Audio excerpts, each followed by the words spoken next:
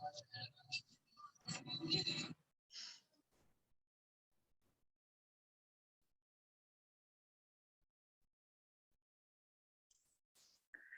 morning, sir. Good morning.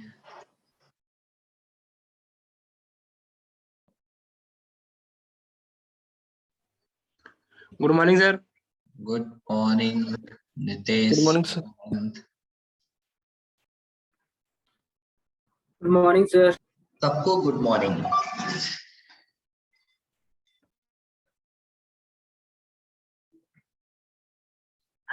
चलो,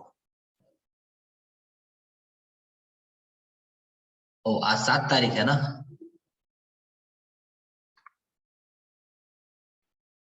recording on है। Good morning, sir. Good morning. तो आज Yes, 7 sir. तारीख है ना। ओके, सो 25 लोग, ठीक है।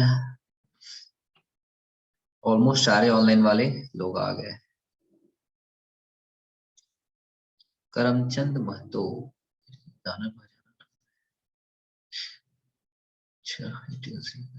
वही क्या है कि करमचंद महतो आ गया। करमचंद, तुम ऑफलाइन में क्लास नहीं आते हो? हेलो। हाँ करमचंद, तुम ऑफलाइन में क्लास नहीं आते थे?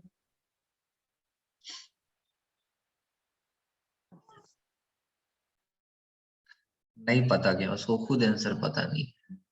ओके,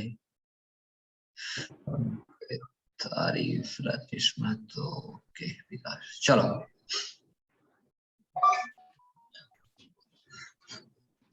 आज हम लोग पढ़ेंगे हेलिकल रेनफोर्समेंट। इसके लिए जो क्लॉज का नंबर है मैं यहाँ पे लिख दे रहा हूँ, कौन कौन सा क्लॉज पेज नंबर फॉलो करेंगे, फिर मैं उसे उधर भी लिखा दूंगा।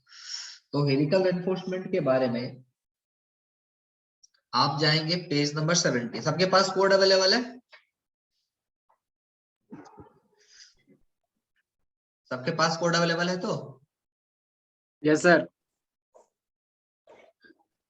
हेलिकल रेनफोर्समेंट के बारे में जो भी आपको आइडिया मिलेगा, ये आपको मिलेगा IS 456/2000 पेज नंबर 71 में जाओगे एंड क्लॉज नंबर 39.4 में जाओगे। इसके बाद एक और पेज हम लोग फॉलो करेंगे, पेज नंबर 49 में क्लॉज है आपका 26.5.3.2 ट्रांसवर्स रेनफोर्समेंट का डी पोर्शन में जाना है इसमें, ठीक है। तो इसको आप लोग ध्यान दीजिएगा। चलो मूव करते हैं हम लोग।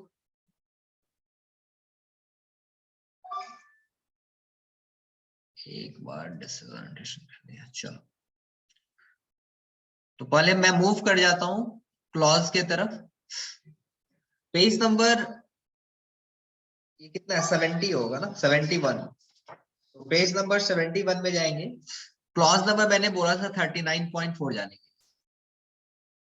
ये क्लॉज नंबर कितना है, 39.4। क्या बोल रहा है यहाँ पे, compression member with helical reinforcement, ठीक है। अब ये हेलिकल रेनफोर्समेंट होता क्या है, तो एक बार मैं इसको भी दिखा देता हूं। हेलिकल रेनफोर्समेंट होता कैसा है, सो दैट आपको एक ओवरव्यू मिल जाए एक्चुअली वो होता क्या है हेलिकल रेनफोर्समेंट। Yes, images.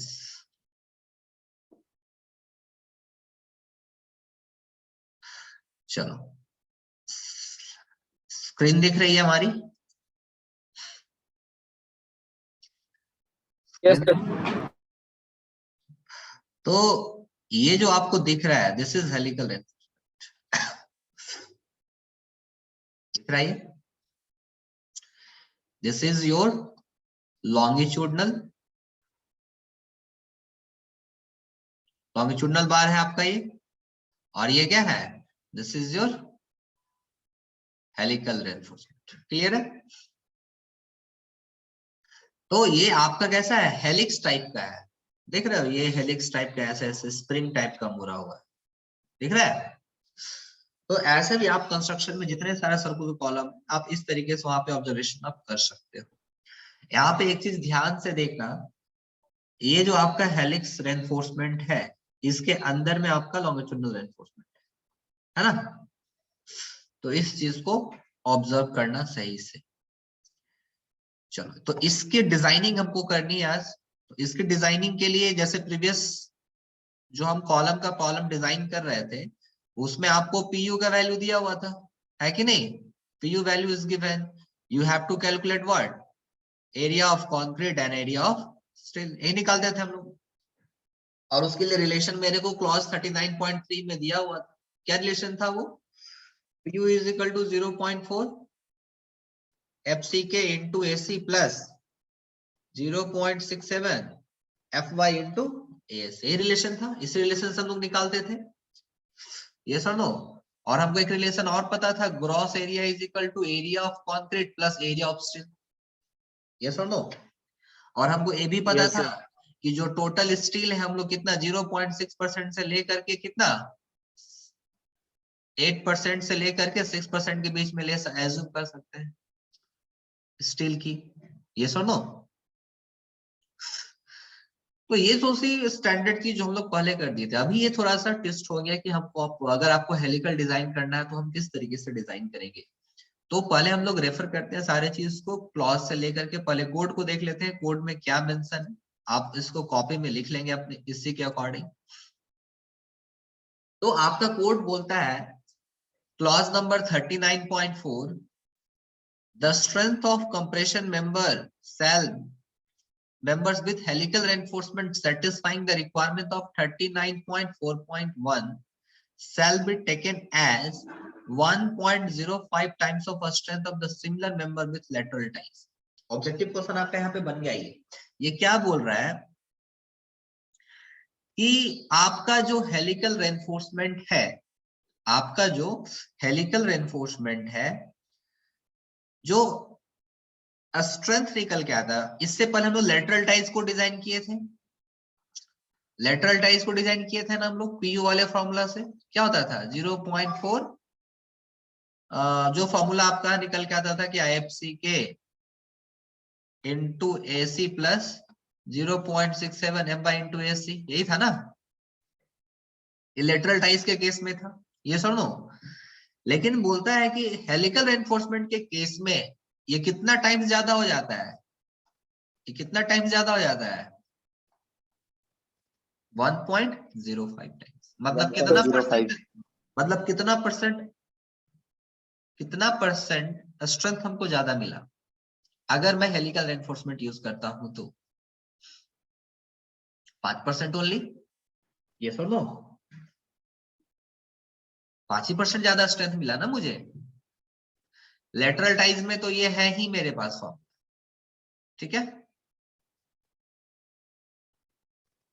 तो ये बोल रहा है आपका जो लेटरल टाइज का जो लोड था, axial load on the member था, अगर मैं हेलिकल यूज करूंगा तो कितना टाइम ज्यादा मिलेगा, कितना टाइम ज्यादा मिलेगा, दिस इज 1.05 टाइम्स, कहने मतलब कितना 5% ज्यादा स्ट्रेंथ मिलेगा। इसलिए हम लोग मैक्सिमम केस में हेलिकल रेनफोर्समेंट डिजाइन नहीं करते हैं, बिकॉज 5% स्ट्रेंथ के लिए हम उसी के क्वांटिटी स्टील को बढ़ा देंगे तो मुझे मिल जाएगा, है कि नहीं? क्लियर है? क्लियर है ये चीज? पहला स्टेटमेंट तो क्लियर हो गया कि हेलिकल रेनफोर्समेंट जब हम प्रोवाइड करेंगे तो जो आपका स्ट्रेंथ है वो कितना टाइम्स बढ़ जाता है 1.05 टाइम्स। 1.05. हाँ ठीक है, तुम बोल नहीं रहे, मतलब म्यूट हो गया था।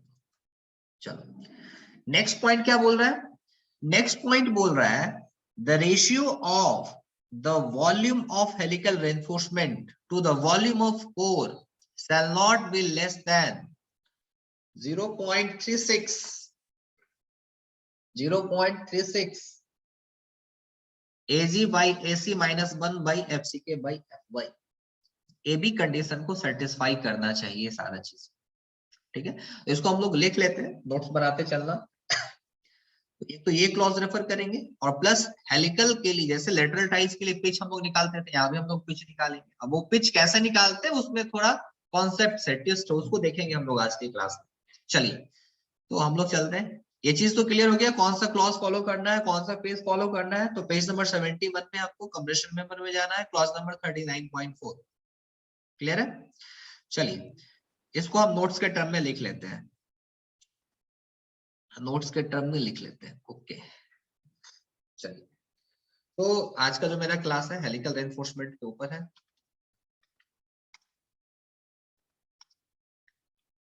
हेलिकल रेनफोर्समेंट के ऊपर है। तो यहां से हम लोग स्टार्ट करते हैं। ब्लू ले लिया। So clause number from IS 456 2000, page number कितना था 71, क्लॉज नंबर कितना था 39.4। 39.4 ये मेरा बोल रहा है जो PU है, जो PU है that is equal to 1.05 times of 0.4 into Fy into area of concrete plus 0.67 Fy into AC। ये हमारे को बोलता है फ्रॉम दिस पर्टिकुलर क्लॉज। अब जहां पे आपको PU पता है, PU क्या है? Actual load on the member. Fy आपको ऑलरेडी पता है क्या है। AC आपको पता है क्या है, एरिया ऑफ कॉन्क्रीट है आपका ये,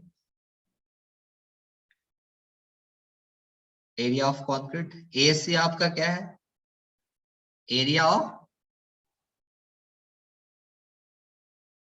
longitudinal और कॉलम। तो ये चीजें आपको समझ में आ गई कि हेलिकल एनफोर्समेंट के केस में जो आपका लेटरल टाइज का जो लोड है उसके लोड से 1.05 टाइम्स आपका लोड जो है ज्यादा निकल के आता है। पहला स्टेटमेंट तो ये बोलता है। दूसरा क्या बोलता है?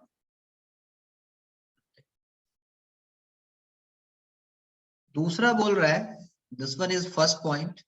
Second point is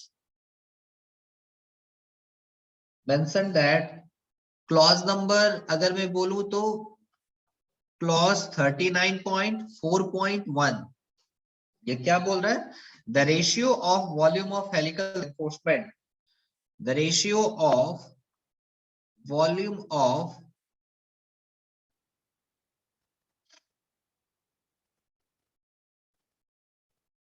helical reinforcement to the volume of core. अभी मैं आऊंगा वॉल्यूम ऑफ कोर क्या होगा, हेलिकल रेनफोर्समेंट क्या वॉल्यूम क्या होगा उसको मैं देखूंगा अभी।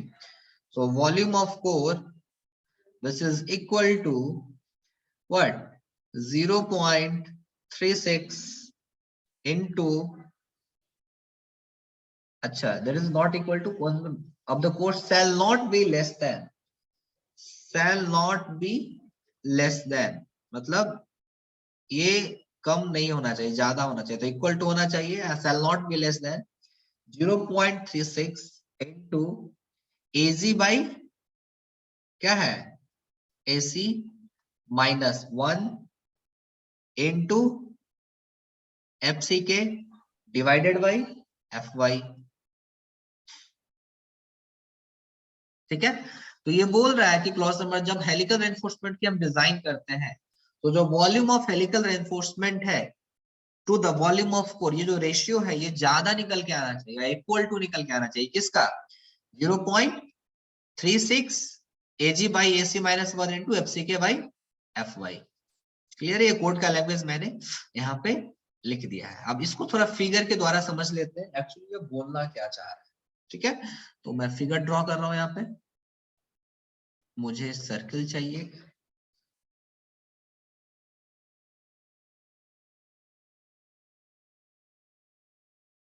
ओके एक सर्किल मुझे और चाहिए।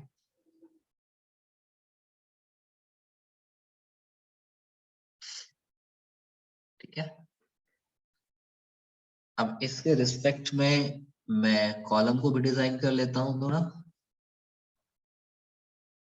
Okay,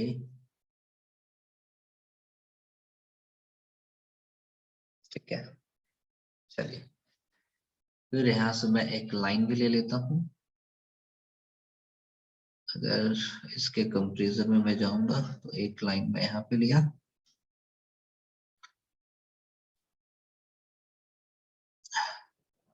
your internet connection is unstable.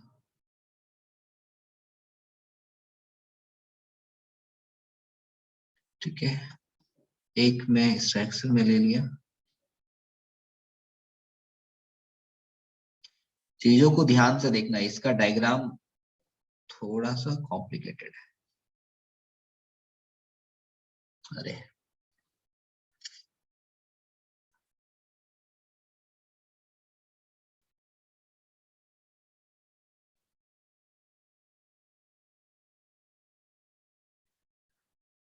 चलो, एक सेंटर भी मुझे स्टिल देना है। ओके,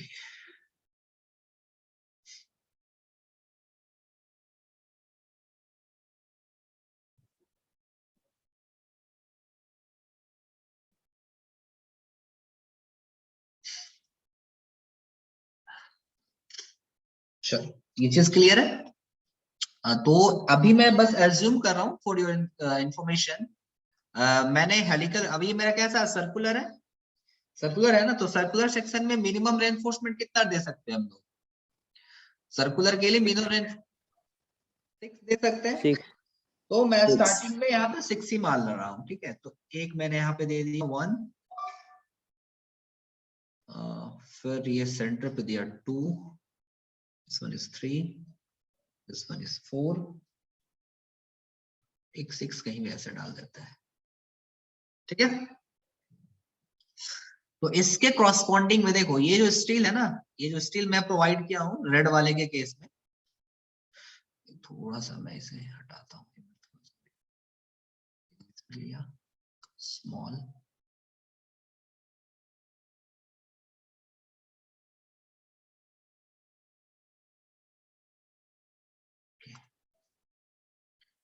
सो एक सेंटर पे मेरा आ गया, एक कहाँ पे दे सकते हैं, तो एक यहाँ पे दे दिया,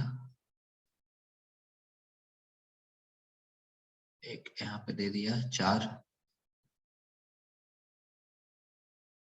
एक यहाँ पे दे दिया, कितना हो गया 3 2 5, एक यहाँ पे दे 6। क्लियर है? तो ये 6 रेनफोर्समेंट मैंने यहाँ पे डाल दिया, ठीक है। अब देखो, नाम ध्यान से रखना है यहाँ पे, इसके साइड में यहां से यहां तक का डिस्टेंस खाली है मेरा, कवर बोलते हैं इसको, है ना। Yes sir. This one is cover,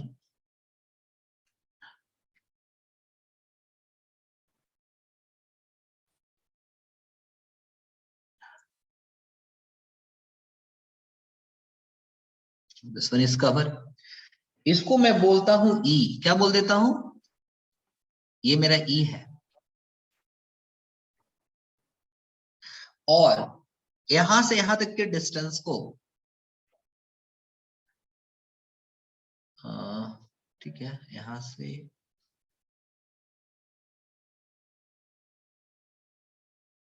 ये जो डिस्टेंस है आपका, मतलब इनर साइड वाले को, इसे मैं बोलता हूं डीके, क्या बोलता हूं, डीके।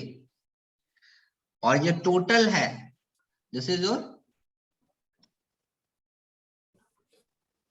योर डायडी, ठीक है। दिस वन इज योर डायडी। क्लियर है? क्लियर है ये चीजें? चलो सर डीके कहाँ से लिए हैं सर? क्या, डीके कहाँ से लिए हैं, मतलब के, किस चीज का डिस्टेंस लिए हैं? चलो मैं मार्क कर देता हूं। ये बताया ना सर। हाँ, ये डीके आपका है, ठीक है। तो मैं लिख सकता हूं यहाँ पे क्या, जो मेरा डीके है, डीके आपका क्या है, dia of core. What is this, this is dia of core, ठीक है। DK is dia of core, which is equals to क्या मैं लिख सकता हूँ कैपिटल डी में से मैं ई को इधर से भी घटाऊंगा, ई को इधर से भी घटाऊंगा, यस और नो? तो मैं लिख सकता हूँ क्या, मेरा डी के इज इक्वल टू क्या हो जाएगा, डी माइनस 2 इंटू ई। कोई दिक्कत? कोई दिक्कत? नहीं। नहीं सर। उससे पहले मैं एक फॉर्मूला आपको दे रहा हूँ, फॉर्मूला मैं यूज करूंगा आगे फ्रीक्वेंटली। जो वॉल्यूम ऑफ हेलिकल रेनफोर्समेंट होगा, मतलब हेलिकल रेनफोर्समेंट का वॉल्यूम क्या होगा, उसका एक फॉर्मूला दिया हुआ स्टैंडर्ड, आपको याद कर लेना है, pi into DK into ASH, ठीक है। और एक जो दूसरा फॉर्मूला है volume of core, volume of core ये आपका इक्वल टू हो जाएगा AK इंटू S। अब टर्मिनोलॉजी को ध्यान से देखना, मैं टर्मिनोलॉजी को डिस्क्राइब कर रहा हूं यहाँ पे। तो ये दो फॉर्मूला हम फ्रिक्वेंटली यूज करेंगे जब भी हेलिकल एनफोर्समेंट पे डिजाइन करेंगे। तो यहाँ पे जो डीके आपका है, यहाँ पे वेयर मैं करके लिख रहा हूँ, स्पेस मेरे पास नहीं है, where DK is equal to क्या है, वॉल्यूम ऑफ डाई ऑफ, क्या हो रहा है यार, डाई ऑफ कोर। मैंने नीचे निकाल के बताया आपको। यहाँ पे एक टर्म है ASH, ये ASH क्या है, ASH is equal to area of cross section of the spiral, area of cross section of the spiral, and AK is equal to area of core, area of core। और जो S है that is called pitch, pitch निकालते थे हम लोग, pitch निकालते थे ना हम लोग, यस सर। तो ये आपका पिच है, पिच लेंथ। तो इतने सारी चीजें हैं, ये फॉर्मूला यूज करूंगा मैं, आगे क्वेश्चन करवाऊंगा उसके बाद। और ये टर्मिनोलॉजी क्लियर हो गया ना, ये इनर रॉड है, ये आपका स्पाइरल है। अब स्पाइरल को मैं नीचे डायग्राम में बना के भी दिखा रहा हूं। ये आपको स्पाइरल यहां से दिख रहा होगा, this one is your spiral. अब ये स्पाइरल होगा तो ये पीछे चला जाएगा, तो पीछे जाएगा तो मुझे पीछे वाला पोर्शन नहीं दिखेगा, दिखेगा क्या पीछे वाला पोर्शन? No sir. उसे मैं डॉटेड लाइन से दिखाता हूँ, ईडी पढ़े होंगे। फिर ये मेरा आ गया ऊपर, यहां से मेरा आ गया ऊपर, और फिर यहां से ये चला गया नीचे, ठीक है। तो दिस इज योर स्पाइरल। और यहाँ पे जो आपका पिच लेंथ हो जाएगा, ये जो आपका पिच लेंथ है, इसका सेंटर से लेकर के इसका सेंटर तक, this is called pitch, this is called pitch. Clear है? और ये जो आपका इधर बच जाता है that is called clear cover. क्या बोलते हैं? Clear cover. कितना लेते हैं हम लोग? 40 mm, कितना ही लेते हैं कॉलम के केस में, है ना। और ये आपका जो है ये है that is your longitudinal length.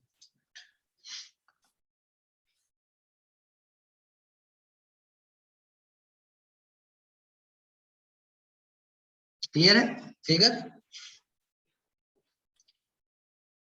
Clear है? फिगर में किसी को दिक्कत नहीं है? ऑलरेडी पहले कॉलम कर चुके हैं। पहले वाले केस में क्या करते थे, ये मेरा हॉरिजॉन्टल हो जाता था, ये क्या हो जाता था, दिस वन इज हॉरिजॉन्टल, है ना। लेटरल टाइज में हॉरिजॉन्टल में रह जाता था, वहां पे पिच लेंथ निकाल लेते थे। यहाँ पे इस तरीके से आपको निकालनी पड़ेगी। आगे बढ़े, अभी बस मैं कोडल प्रोविजन लिखा रहा हूं। आगे बढ़ते हैं नेक्स्ट। तुम लोग बोलो, नहीं मुझे लगा तुम लोग म्यूट हो गया। 36 आवाज जा रही है ना मेरी? Yes yes sir. चलिए, design consideration for helical reinforcement. ये तो आपका लोड से रिस्पेक्टिव मैंने नॉलेज दे दिया आपको कि लोड कैसे निकालोगे, पीयू की वैल्यू कैसे निकालोगे। जो भी पहले निकालते थे नॉर्मल कॉलम के केस में 1.05 से मल्टीप्लाई कर दो, आपको पीयू की वैल्यू आ जाएगी। पीयू की वैल्यू आने के बाद आपको हेलिकल रेनफोर्समेंट की भी तो निकालनी पड़ेगी, पिच क्या है, डाया क्या, वो सारा निकालना पड़ेगा। तो उसके लिए क्या आंसर क्लॉज है उसको भी देख लेते हैं। सो डिजाइन कंसिडरेशन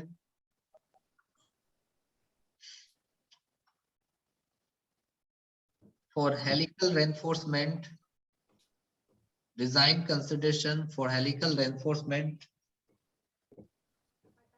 इसको देख लेते हैं क्या है। तो इसके लिए हम जो रेफर करेंगे IS 456/2000, पेज नंबर आप चले जाएंगे 49, पेज नंबर 49, क्लॉज नंबर में स्टार्टिंग में लिखा दिया था 26.5.3.2 का कौन सा चाहिए, डी नंबर चाहिए। किसी के पास है कोड तो निकाल के देख सकते हो, पेज नंबर 49। हेलिकल रेनफोर्समेंट का नंबर 1 में दिया हुआ है पिच, दिया हुआ है ना, यस सर। ये पिच यस सर। और दूसरा नंबर में दिया हुआ है the diameter of helical reinforcement in accordance with 26.5.3.2। तो जो डाया ऑफ हेलिकल रेनफोर्समेंट होगा वो पहले जो हम लोग यूज कर रहे थे वही होना है, ठीक है। हेलिकल के लिए क्या है, उसको पिच लेंथ के लिए क्या है उसको हम लोग यहाँ पे देख लेते हैं। कोड में आपको समझ में नहीं आएगा, उससे मैं अलग अलग करके यहाँ पे लिखा देता हूँ। सो पहले मैं बात करता हूँ डायामीटर ऑफ हेलिक्स की। First we are talking about diameter of helix, diameter of helix, diameter of helix जो होना चाहिए should not be less than, should not be less than the following, should not be less than the following। पहला point 1/4 times into dia of largest longitudinal bar, dia of largest longitudinal bar। दूसरा 5 mm, ठीक है। 5 mm, अब market में 5 mm का rod मिलता नहीं है तो 6 mm हो जाएगा ऑटोमेटिकली, ठीक है। तो ये दो को इस दोनों में से कम नहीं होना चाहिए, इससे ज्यादा हो जाना चाहिए, क्लियर है। So not be less than the following, clear है। तो ये आप डायमीटर ऑफ हेलिक्स, वहां पे जब हम लोग प्रोवाइड करते थे लेटरल टाइज, तब वहां पे हम लोग भी कितना लेते थे, 1/4 ऑफ दिस बाई 6 mm कर देते थे तो 6 mm हम लोग ले लेते थे, है कि नहीं, 6 mm 8 mm जो भी है। लेकिन जो आपका लॉन्गिट्यूडिनल रेनफोर्समेंट है उससे कम लेना है, ये चीज तो क्लियर है, ठीक है। ए तुम लोग लाइन पे हो तो यस सर। हाँ, Yes, sir. चलो नेक्स्ट अब बात करते हैं पिच की। इंपॉर्टेंट है, इसको ध्यान से देखना, और ये जो तो प्रॉब्लम नहीं करोगे समझ में नहीं आएगा। पिच क्या है, pitch of the helix,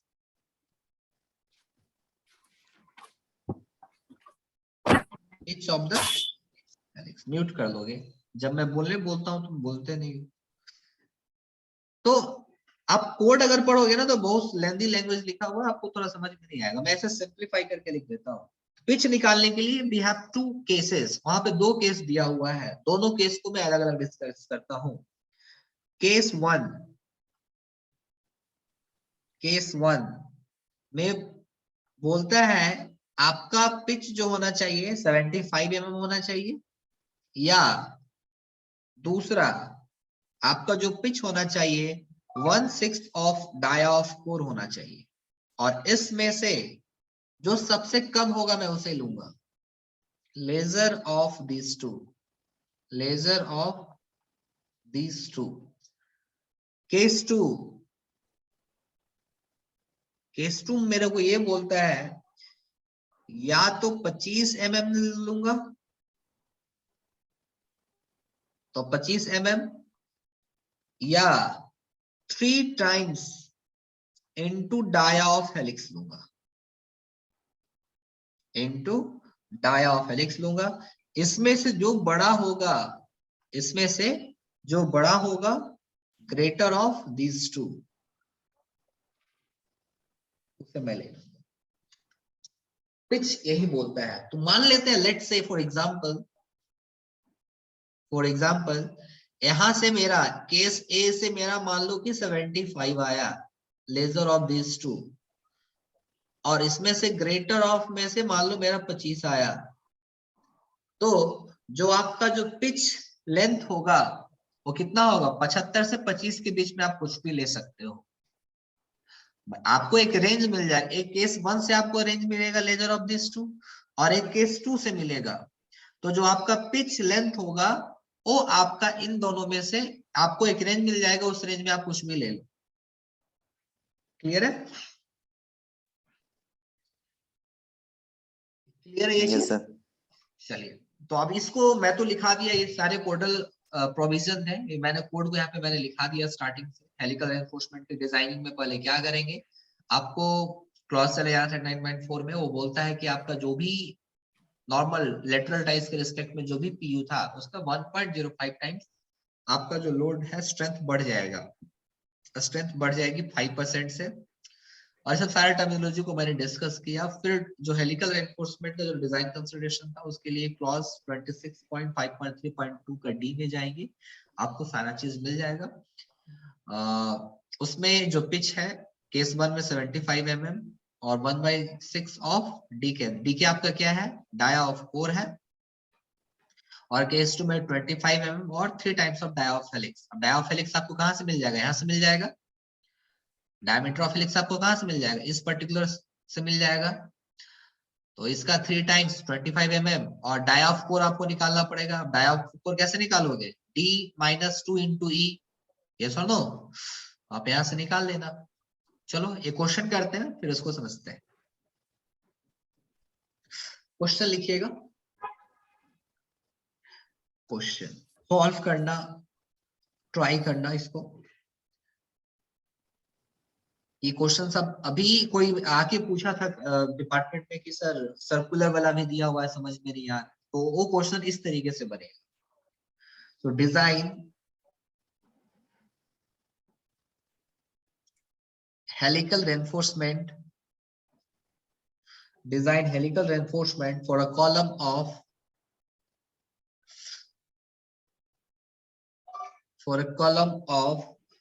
450 mm dia, 450 mm dia, reinforced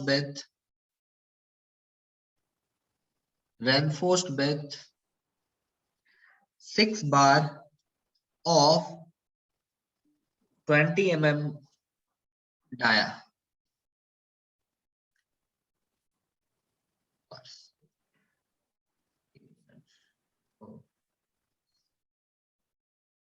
6 bar of 20 mm dial. तो ये एक डिजाइन है हेलिकल रेनफोर्समेंट का। ठीक है, तो अभी मैं स्टेप बाय स्टेप करता हूं, आप इसी के अकॉर्डिंग जो नेक्स्ट क्वेश्चन बनाएंगे इसी के अकॉर्डिंग बनाएंगे। ठीक है, तो मैं इसे सॉल्व कर दे रहा हूं। ठीक है, सॉल्व करूं? चलो चलिए, इसमें आपको पहले हम लोग क्या करते हैं, गिवन डेटा लिख देते हैं। तो गिवन डेटा में क्या क्या हमको दिया हुआ है बताइए। इस क्वेश्चन में आपको क्या क्या दिया हुआ है?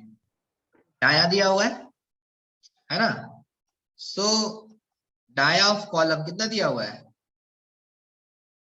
450 mm। ये चीज दिया हुआ है। स्टील भी दिया हुआ आपका, स्टील इज ऑल्सो गिवन। 6 बार है आपका 20 mm का, सही है ना? चलो, तो स्टेप 1 हम पहले निकालते हैं डायमीटर ऑफ हेलिक्स क्या होगा। Step 1, so diameter of helix, diameter of helix को 5SS से डिनोट करते हैं। चलिए, क्या बोलता है डायमीटर ऑफ हेलिक्स बताना। ऊपर मैंने लिखाया था, अभी सबको लिखे हो। पहला पॉइंट क्या बोलता है? 1/4 of 1/4 into dia of largest longitudinal bar. Largest longitudinal bar का डाया दिया हुआ है कितना 20 mm 20 दोनों mm. तो 1/4 इंटू कितना हो गया 20 ये कितना आ गया आपका 5 mm और दूसरा क्या है 5 mm इन दोनों में से 5. ये दोनों में से कम नहीं होना चाहिए है ना 5 आ गया तो 5 को लेंगे नहीं है ना तो इससे ज्यादा आप कुछ भी ले सकते हो 6 ले लो 8 ले लो 10 ले लो 12 ले लो डिपेंड्स अपॉन यू ठीक है मैं यहाँ पे प्रोवाइड कर रहा हूं सो प्रोवाइड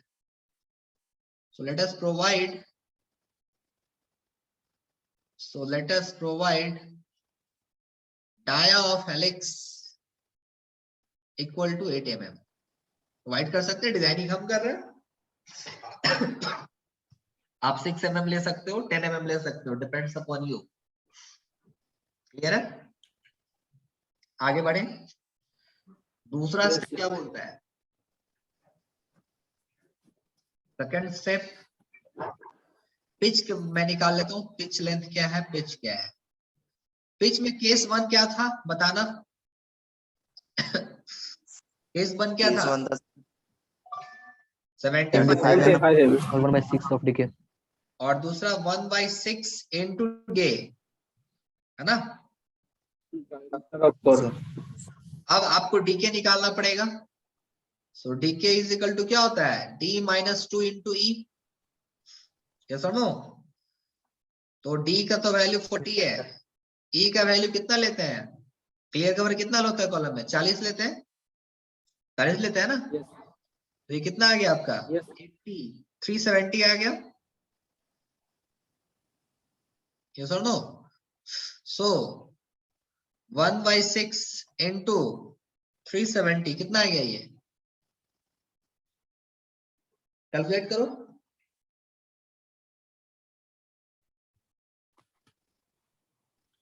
कितना आ रहा है sir 61.66.